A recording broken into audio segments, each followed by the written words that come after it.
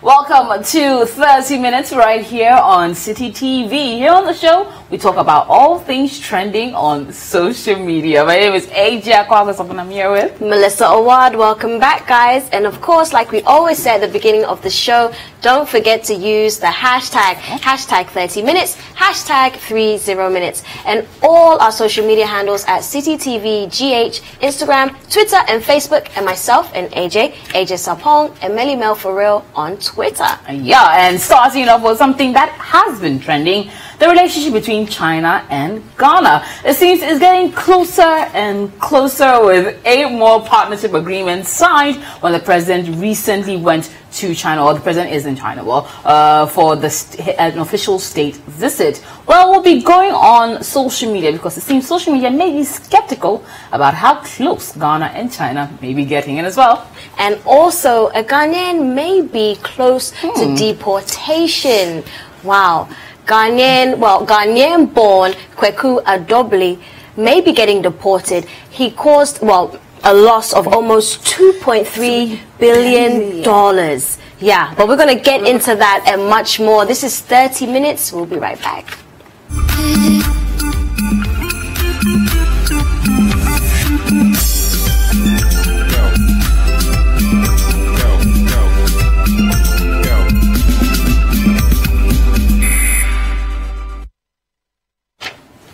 You are tuned in to 30 Minutes. So let's get things kicked off with China and Ghana, the relationships that's happening, the deals that are being signed, and all the conversation that's happening on social media with you guys and what you've been saying about this. So AJ, let's get stuck into this because people have been talking. It's been trending for a couple of days now. What is happening? Okay, so the president is in China on an official state visit, but not only that, he's also going to be going to the China-Africa Forum as well, along with about 50 other heads of state.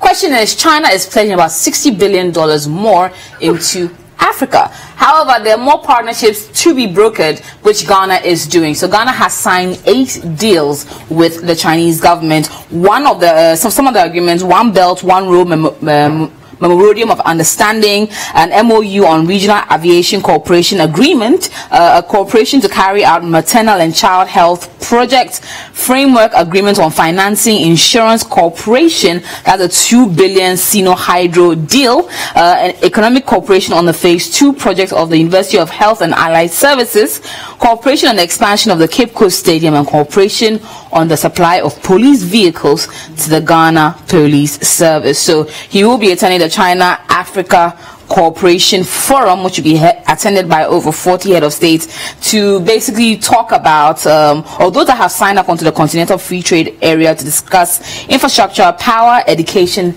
and industry on the continent of Africa. So these were the 8 deals that were signed by, and one of them, including what you see on the screen right now, President Akufo-Addo also met the Alibaba owner Jack Ma. Wow. So he went on to say that yesterday I had a meeting with co-founder and executive chairman of Alibaba Group, Mr. Jack Ma. I urged him to consider establishing the headquarters of Alibaba's Africa operations in Ghana, as Alibaba Group looks to partner countries in Africa and help nurture tech talent. So he had a meeting with Jack Ma, meaning right now we've seen VW possibly coming to Ghana, and it seems maybe if this one goes right, fingers crossed, Alibaba's Africa operation headquarters could be situated in Ghana. Can you imagine? So there is a total of 8 MOUs that have been signed already during this meeting with our president in China, and the conversations have been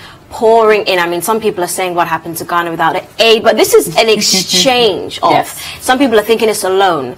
To a large extent, like with the Sino Hydro deal, is going to be bringing in infrastructure in railway and a few other sectors as well. So it's going to be opening up, because we're going to be getting them investing a lot of money into our economy, into our infrastructure. In some of the deals that they signed, they're going to be helping with the expansion of the Cape Coast Stadium. There's going to be a cooperation on maternal health. Like, it's actually quite good if you look at some of the deals that have been signed. Except that a few people are skeptical because the issue is not about what you're signing, but the fine print. Because usually, and a lot of people have been expressing this on social media, that when it comes to these kind of agreements, on the benefactors end, that is us, we don't really look at the fine print, but those the givers on the other hand, tighten their fine print and ensure that they are ironclad. But we on the other hand don't really come to the table with enough transactional advisors,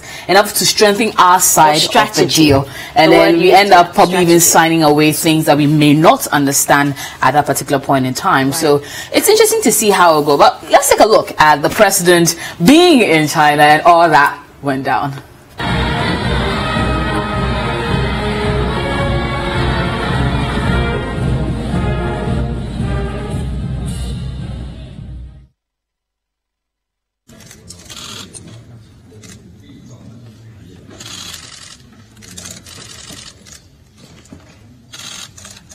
Excellency, Mr. President, first of all, let me thank you very much for the honor of this state visit.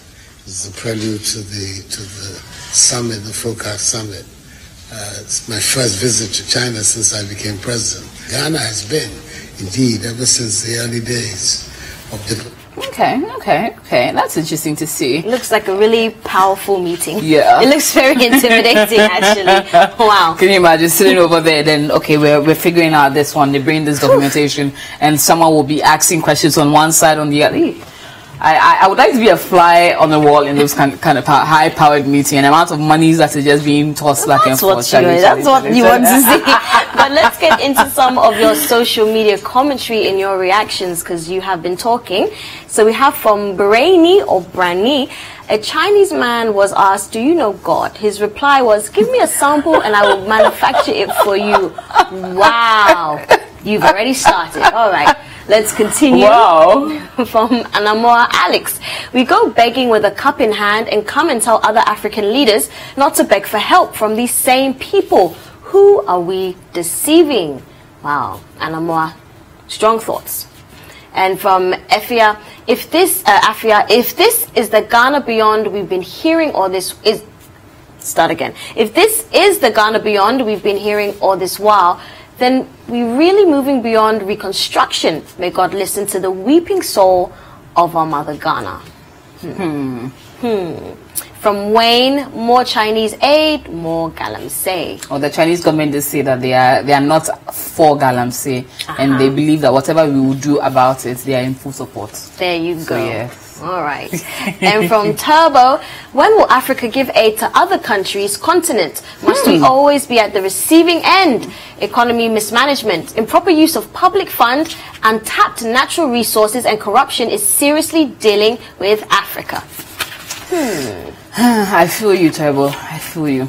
More social media commentary? Well, Sugarman56 says, the Chinese are buying Africa one country at a time. What a wow. I don't know about buying Africa, but moving into another comment coming in, Stephen Ni Ajete says, I like the Akufo-Addo ideology on our foreign relations. Strictly business with both East and West. Well, interesting to see. Well, Solomon Cario too says, recolonization of Africa Season 2. European presidents and prime ministers rushing to Africa. China invites African presidents and prime ministers for bilateral talks. It's interesting though, quite a lot of Europeans have been coming to Africa in the last couple of weeks. Well, PJ Moore says, I can only hope that Nana and his team got Ghana a fair deal. One that will not weaken our well-being down the line. Time will tell. Well, PJ, time will indeed tell. Moving into Penelope Batel's question. How much of these contracts will be given to Ghanaian-owned businesses? Interesting question. And no question. That is where the question is. Because if we are getting a lot of these, if these deals will involve a lot more Ghanaian-owned companies, we can create Ghanaian businesses that in some time can also rival the Alibabas and the rest of the world. But hopefully there'll be a lot of local content put into those contracts that will allow us to at least have a bit of the sweetening, so that we know we can create own generational businesses as well here in this country. I like the way you think, AJ. I like the way you think. So that's, yes, the money, it will stay here. That is where it is. But speaking of Alibaba, so the president met with Jack Ma. Yes. But before we get into that, let's continue with the social media commentary because you guys have had a lot to say. So let's take a look from Oscar. These are the second colonists in Africa. They are overburdening Africans with debt with the exchange of disposal of their goods and population, the same criterion used by Europeans. Wow. People are not taking this very lightly at all. From Nana, the sad aspect of this scenario is that such deals are being signed behind closed doors, and the beneficiaries are the lenders. They end up setting up factories and industries in our countries and continue to exploit our natural resources and our people. Our leaders benefit too. Whew. Continuing on with the social media commentary from Martin King. Nana, please, what did you sign? Let us see the documents before it's too late. We beg. Oh, wow. Some people want proof. From Kwesi, a whole country, Ghana, is going for a grant of $7.7 million, but the president appointee can buy $9.5 million apartments for his organization. Ghana beyond aid indeed. Almost from Christophe Abada. We are sitting on money here, yet we are hungry. The money is here in Ghana. We won't borrow. Nanado promised Ghanaians in 2016 campaign. Now Opana is in China begging for money to borrow. No, but he's not begging. He's strengthening the ties between the two countries, deepening friendships, and then signing deals. Anyways, moving into the next one. Kambe. Okay, this name is hard, but we'll get to it. Kambe Akari. That one. There is no such thing as a free lunch. The leaders know this, the Chinese know this, but when you can't manage your own affairs, you beg at any cost. Administrations with their promises come and go. Debt and obligations stay forever. Ghana will pay in one way or the other. That is what I'm afraid of. But just Swansea, the elite in Ghana are just not ready to do anything. They only know how to talk. Just Swansea. What I say? Haven't you heard of what the police is? Anyway, moving into John Terry Tresh, who says China beyond 100 years. Africa is a tragic continent. Too much hunger on the continent, yet our leaders don't even know how to alleviate this. Imagine how much goes into individual pockets after these loans are secured. I think it's all coming to Ghana's pockets, John. Yes, we hope so. Yes. From Isaac, but that shouldn't exempt them from being law-abiding. They are too troublesome. Okay. All right, Isaac. Continuing on with more social media commentary, and from Fanti's Finest, I feel Nana and his entire government is losing focus because they're not walking the talk. What they preached about during the elections has been replaced by something else. And from Dominic, I hope the documents have been read thoroughly. Ghanaians won't like to hear that someone has misled them again. I don't know if they're trying to force the word misled down now. You see, come on, guys. It's true. One thing about it, idiomatic expressions do say they stay with us a lot in politics. Well, a lot more people are speaking about it, so let your thoughts be heard as well. Hashtag 30 minutes, 30 minutes. Yes. And on social media as well at City TV GH on Twitter, Facebook, and Instagram. And as well, hit us up at AJ Sarpong for myself, and I'm Melly Mel for real for Melissa. Absolutely. But the one thing I liked is when the Chinese police band played. Yes, it was That's nice. when you realize that, you know what, they are deepening the friendship. That's it. It is getting stronger. Oh yeah, and they played well. They played well. That first tweet, Anyways, going into this particular one, how to welcome the president is with a rendition of one of his favorite songs. Oh yeah.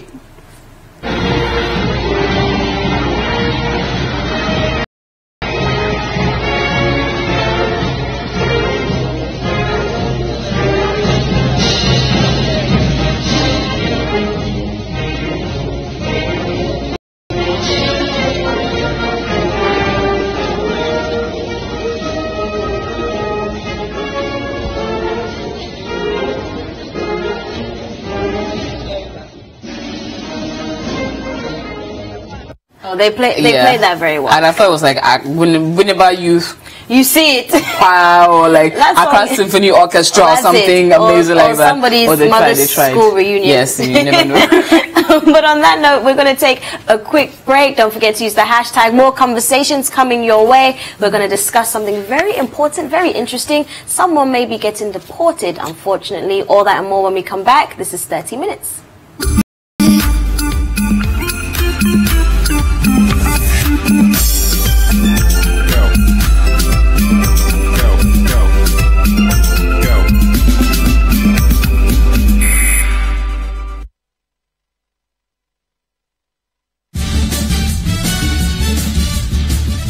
For regular news checks as they unfold. 2020 news, all day, all the time. Politics, sports, entertainment, business, and more.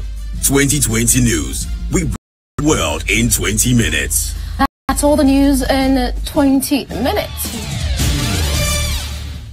Quero ver todo mundo balançando. Ninguém pode ficar parado. É só loucura. Witness the twisted and tangled story of betrayal, greed, vengeance, and love in the award-winning Brazil Avenue.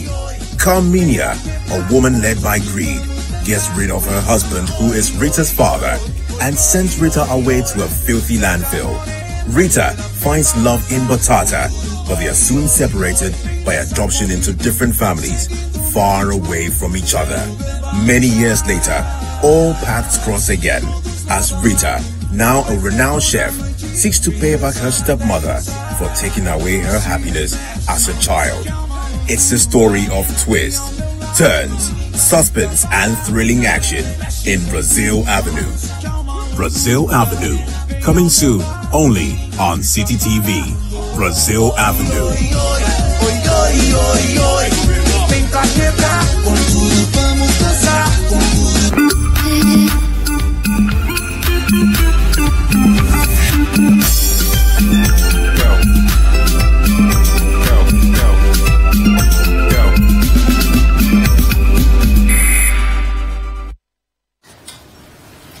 Welcome back. This is 30 Minutes with myself, Melissa Awad, and of course, AJ Sarpong. I just had to, yeah. Of course, love it, love it. So let's get into something interesting. So in the case of in 2012, Kweku Adeboli, he is Ghanaian born, but raised, well, in and around Europe and in other places, actually. He traveled a lot. He was convicted of fraud in 2012. There he is. You can see him on the screen. And he caused UBS, a huge trading and banking company, a loss of $2.3 billion, which is actually, in translation, 1.8 billion pounds. So he was jailed in 2012 for fraud. But AJ, get this, 2012 UBS was celebrating their 150th anniversary. Wow. And they just got a loss of $2.3 billion. Wow. So he actually goes down, they call him the rogue trader. So he actually goes down as committing the biggest financial loss in banking history in Britain. There was someone before him, but he unfortunately topped him. So his crime was bigger than the other guy's crime. His crime was bigger than the other guy's crime. He was the Amaga of rogue trading. Yep. Yeah. He's the rogue trader. It's unfortunate, isn't it? It's sad when the Ghanaian person gets involved. So literally, I'm sure he changed from being the whiz trader or he was top. Whiz British trader to the Ghanaian born rogue trader. Yes. That's how voted. He was, it's so sad, but then what? So the issue is here is that is it him that is saying that this is now an act of racism? According to the rules, so foreign nationals that are jailed for a period of 4 years or more after they're released stand a chance of being deported. Right. So the UK government is exercising their right to do this. So they are automatically considered for deportation unless they can show there are compelling reasons for them to be allowed to stay in the country. Where he's currently staying at, Scotland, is actually advocating that, you know what, he is someone who doesn't pose any wrongdoing or any harm or threat to the place that he's currently moved in. He came out of jail in 2015. He served about half his sentence. Half of a 7-year sentence, and then came out. So he's trying to assimilate back into society as best as he could. But now they're saying that, you know what, it's time for you to get back out. And he's coming to Ghana, which he left when he was 4. So he doesn't know anyone in Ghana. The man I'm sure hasn't come around very often in a very long time. And now he's being asked to leave a place he's known since he was 4 years old and come to Ghana. He's pleading and going against it. Also, a comment from in the FT Weekend, the Financial Times, says no one in finance ever realizes how close they are to the imaginary red line until they cross it and get smashed in the face by a million camera lenses. That, I'm sure, is very true. Wow, and that was published in the Financial Times. Can you imagine? And he was an amazing prospect. Even I'm not sure who it was. I'm not sure if it was the judge or who, but they said he had such a bright future. I mean, he was promising, and his fall from grace is amazing. So something along those initially lines. When I first saw the headline, I thought, wow, he stole 2.3 billion. But I read no. So what happened is that it was bad trading. So imagine you're supposed to trade 10 million, and then you fake it and then take 30 because you think this particular trade you're about to do can pull off maybe 50 million and you can pocket the rest. So that's what happened. He kept on trading on very risky ones that ended all of them going bad and going down the drain. And he even put in some of his own personal funds trying to trade, but then he was lying to his employers, he was misleading everyone, and he ended up not getting any money in return. And then also led to the dismissal of the chief executive officer, and then it followed a review of about 10,000 jobs being lost. This is the grand scheme of what happened. And you know what? They asked him in an interview, do you consider yourself a criminal? He said no. That's just the name they have given him. So they're just bad deals. If he had worked out, he would have probably been a rich man. See the way you're thinking. No, but the way you're thinking. I think if you are doing wrong, you are doing wrong. It doesn't matter if you you had gone beyond this particular one, you'd have gotten something back. No, the fact remains, you took people's money that was meant for something else. You're supposed to safely invest the money. You take the money, use it for very risky trading, don't account to your bosses, and then all the money goes down the drain. I'm even tired. And you make a company lose $2.3 billion.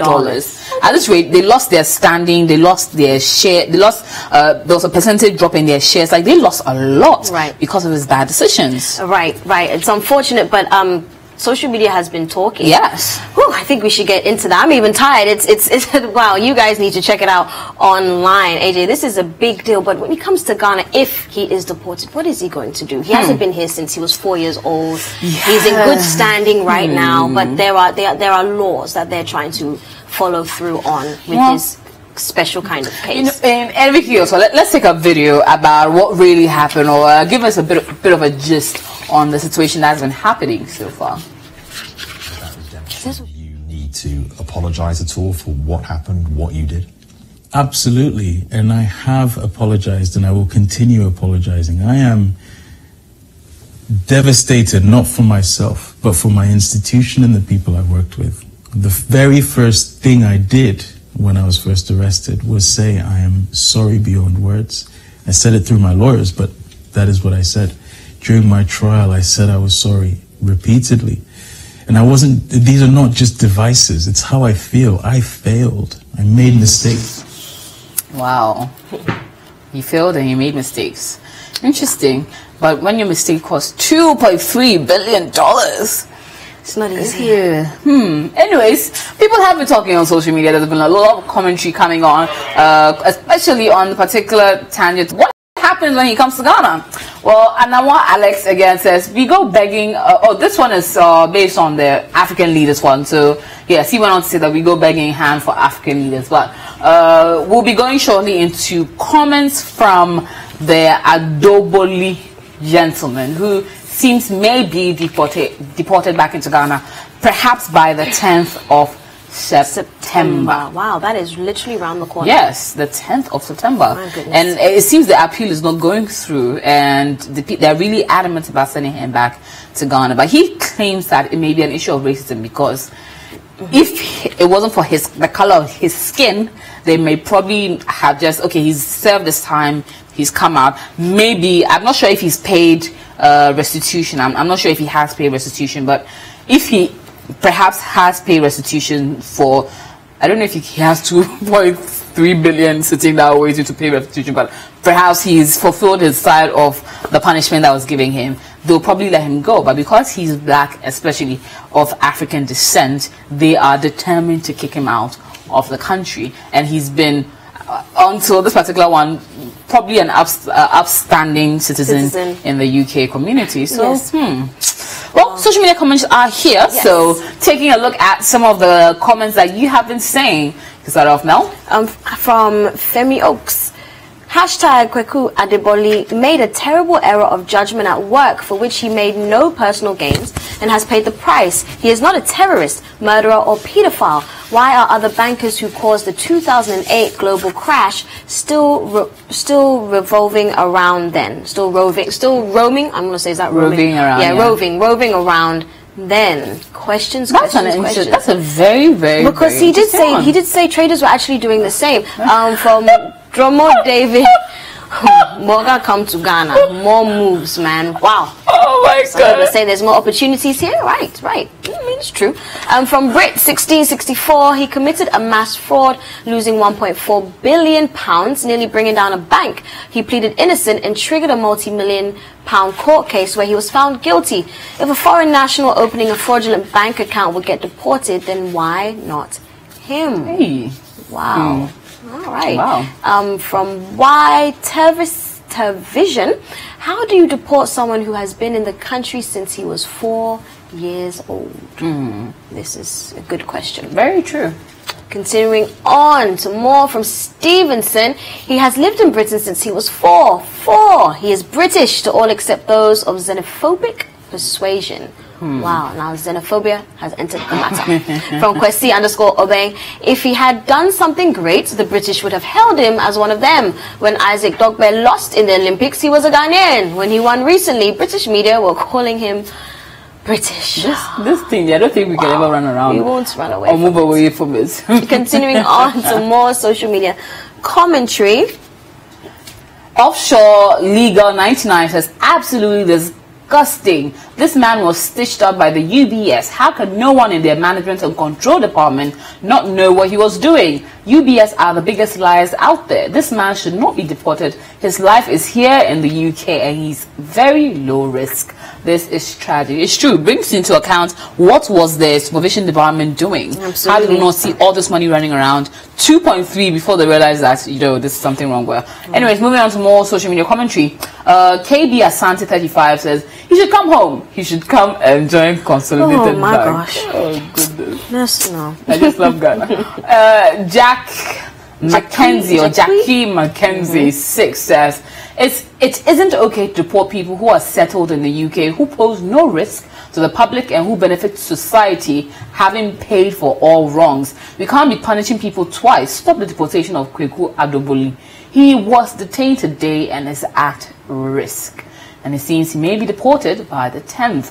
Well, last message, if we can, Ian Fraser says, Kweku Adeboli or Adoboli is 100% non-violent, is a strong advocate of financial reform and hasn't lived in Ghana since he was 4. It's the wider financial system that is rotten. So why are UK Home Office and Sajid David deporting him? And that is Ian Fraser. Well, yeah, it's quite sad to see. But somebody's comment was he's not a terrorist. He's not all these things. He's not a violent person. He paid the price. He served half of his 7-year sentence. He got out in 2015. You look at the interviews. He's learned his lesson. He's remorseful. And he said it even stopped being about him. He felt bad for his family and friends and their impact. And now he's in good standing. Wow. Trying to live a peaceful life. Yeah. Anyways, that's how we call it a wrap on today's edition of 30 Minutes. And maybe we'll end with one funny video. Should we not? Or should we say funny? Okay. So this particular video that's trending on social media on a guy on stilts who falls in an interesting way. A lot of people have been laughing, but I'm trying not to laugh. I'm not going to laugh. I feel bad that he fell. But this is how you do it when the swag you're putting in goes wrong. My name is AJ Kwakasaford. And I'm